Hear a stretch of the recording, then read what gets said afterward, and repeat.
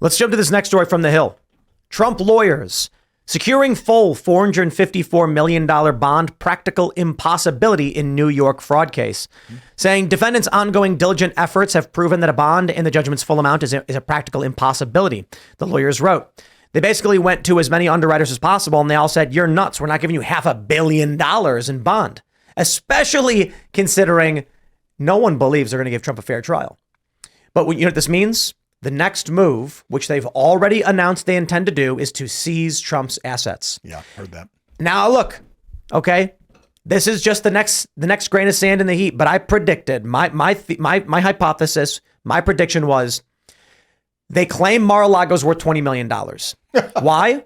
Not because of Mar-a-Lago, but because now they will use that as reference to say Trump on Fifth Avenue. They'll say, Trump claims it's worth $200 million. In fact, it's worth 10. Then they'll say Trump owes us $454 million. So we will seize his $10 million property and deduct it from his bill. He now owes $444 million. This way, they can seize all of his assets, at the same time claim he still owes $500 million. Letitia James already said they will make moves to seize his assets if he doesn't pay. Trump has now said he can't pay. So logically, they're going to follow through and they're going to seize his assets and then probably start selling off piece by piece. Well, and this is the one that I think out of all the other cases, they're all falling apart. So this is the only one. They couldn't take him down on the docks so far on Jan 6, on the Georgia case, because Fani Willis, of course, diddling her friend, Mr. Wade. So you have all those cases falling by the wayside now. Matter of fact, the judge just kicked the, the docks case down the can there's no date on the calendar whatsoever. So they've seen all of these cases are falling apart. What's the only way we can take him out now? If we can't get him on one of the criminal cases, we'll get him on this and take everything he owns, all of his cash. We'll shut him down that way because we can't get him on the other bullshit cases because they're all falling apart except this one because they knew they'd get him on this one. There was no trial. I don't know if they're all falling judge. apart.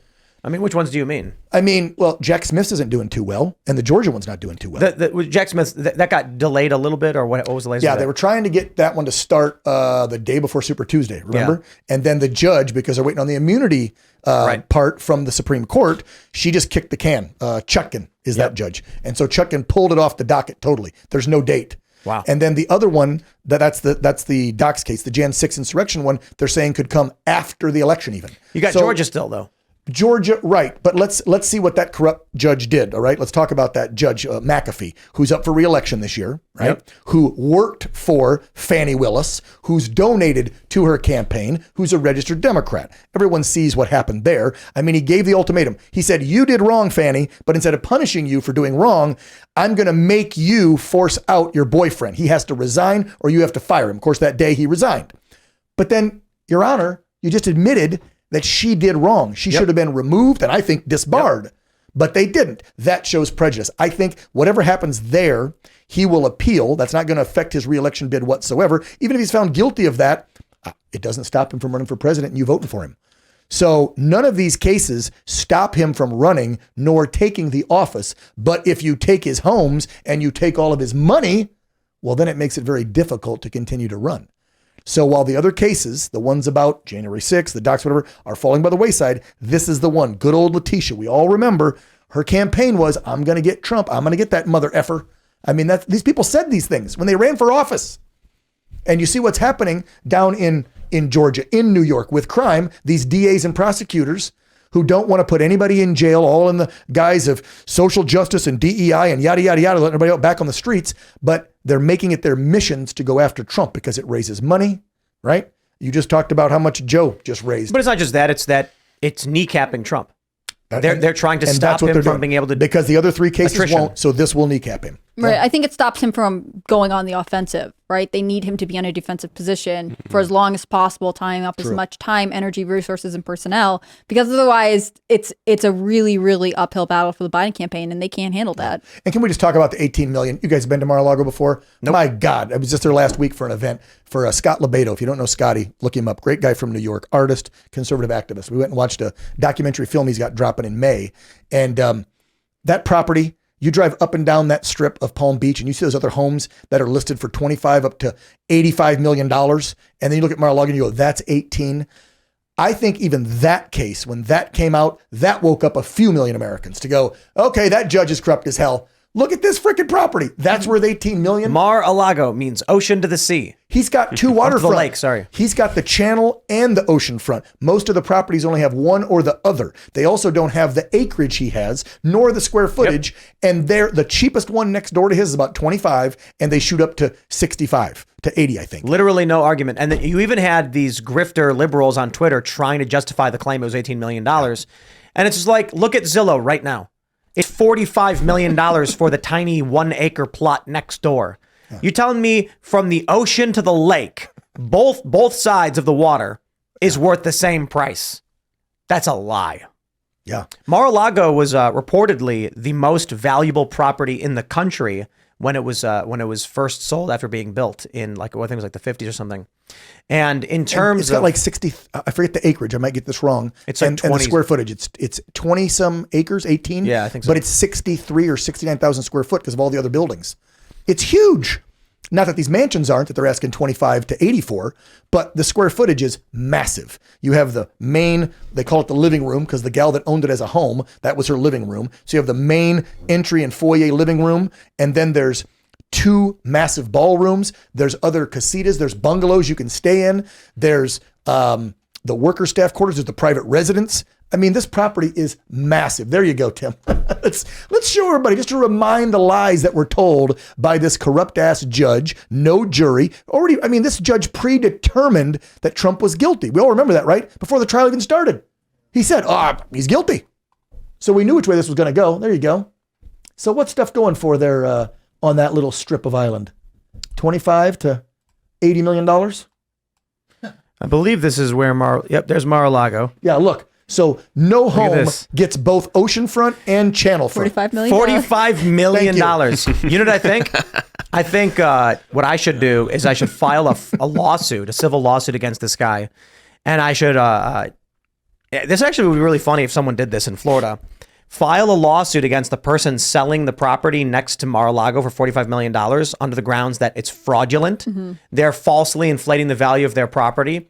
Based on the estimates from the New York government, the value of Mar-a-Lago being at $18 million, this should go for $300,000. Well, you should sue the $15 million guy too then, because there's no way if Mar-a-Lago's 18, that one's 15. When the judge says, you're insane, have a nice day, you then have legal precedent in the inverse saying, it is worth $45 million and you can screw off. I was off by 1,000. I said 63. It's 62.5 on the square footage, and it's almost 18 acres. Yeah. 18 acres and 2 waterfront properties. Hello, because he's got those homes on the other side of the street right there, and there's rooms and different things in that pool that are oceanfront that he owns, and then you have the backyard, if you will, that connect to the channel. There's no property on that strip of land that has both waterfronts. Yep. Nor there's nothing there that has almost 18 acres. But it's worth $18 million. $45 million for this 13,000 square foot property. How many acres is it? Should tell us Should down be here. There somewhere. Show more. There you go. 0.43. Wow. It's not even an acre. 0.43. Oh my gosh. That's crazy. Yep. Why would you spend that much money on that?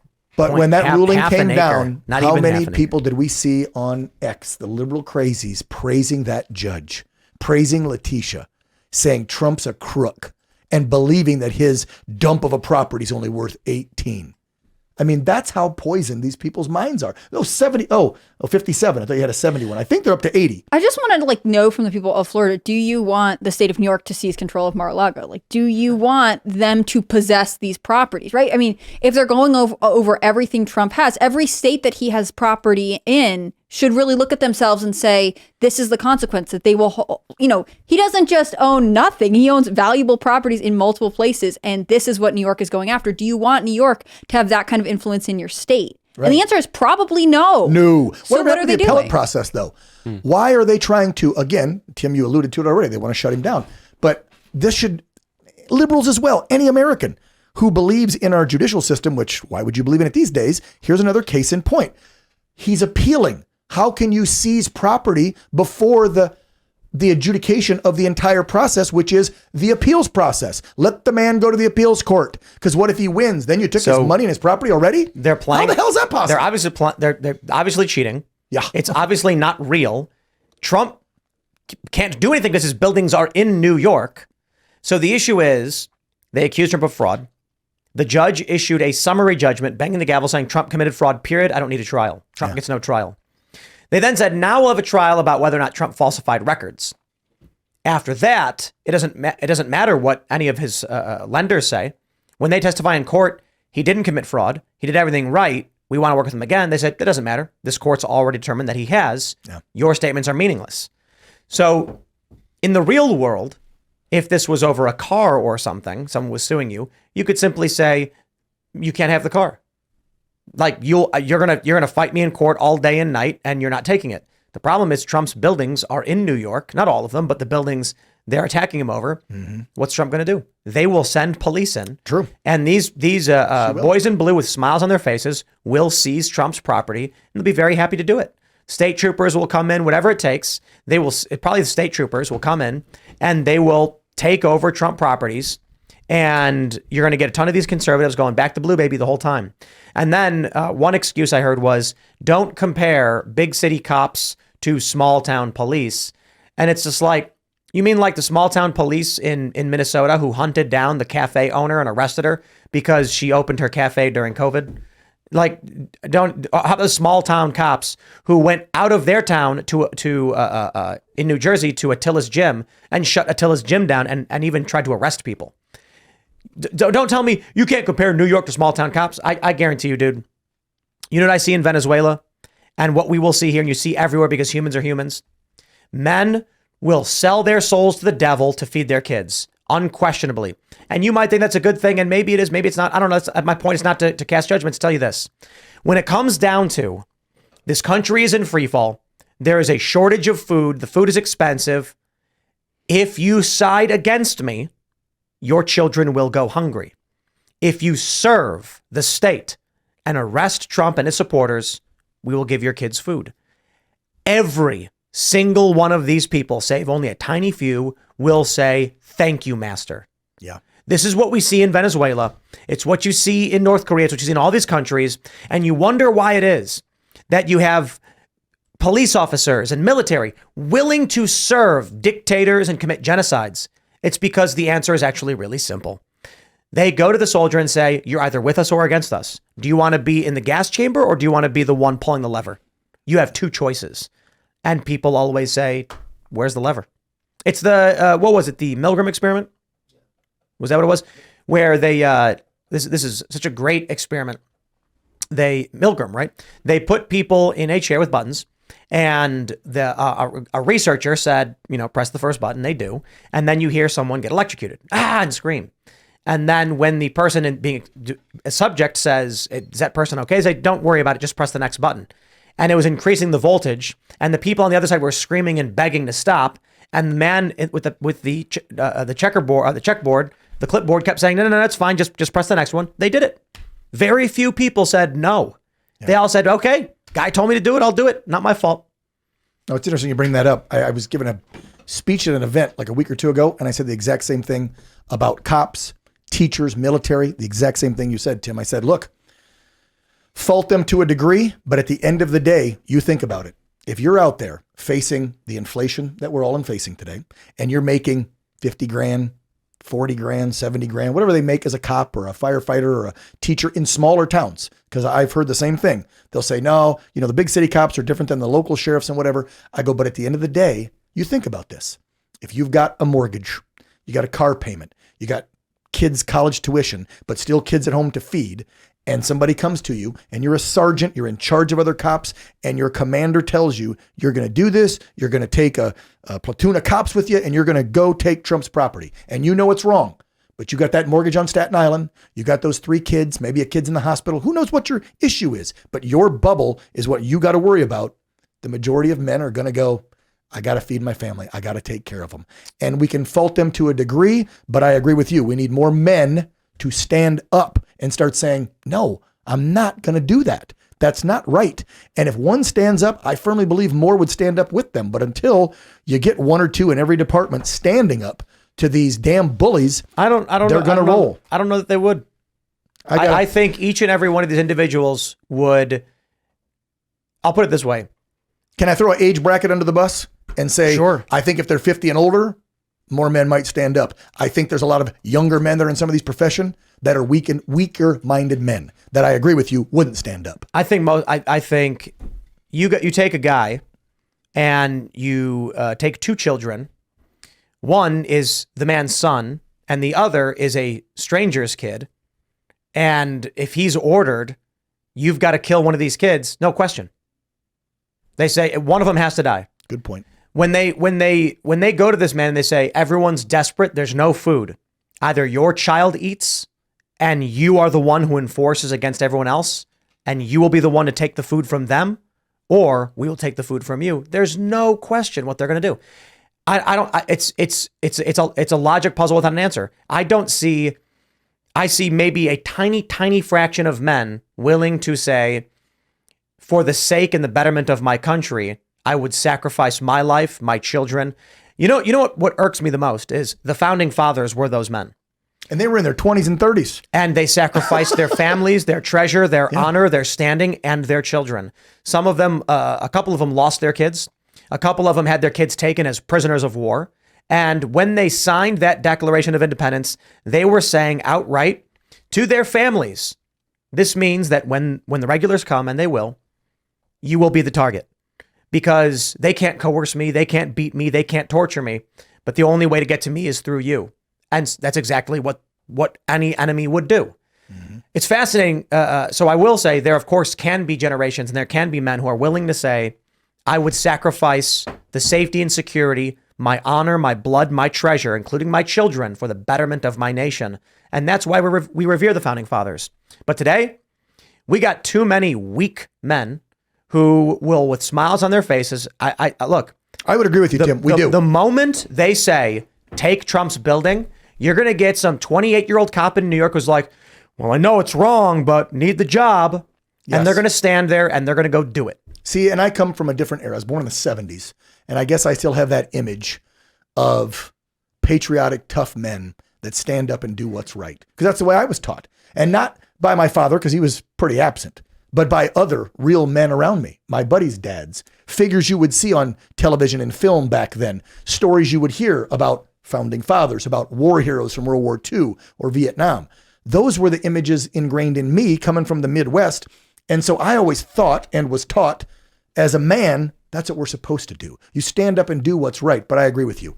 From Jason Dixon super chatted saying, Tim sees himself in the problem with bad cops he's projecting. You have the personal problem. You would do evil. You don't know what it means.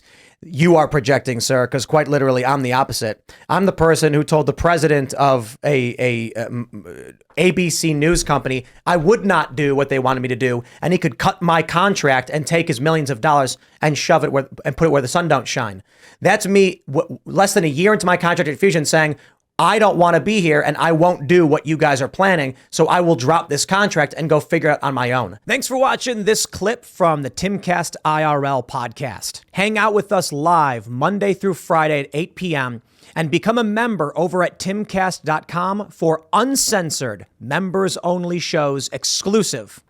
Thanks for hanging out, and we'll see you all next time.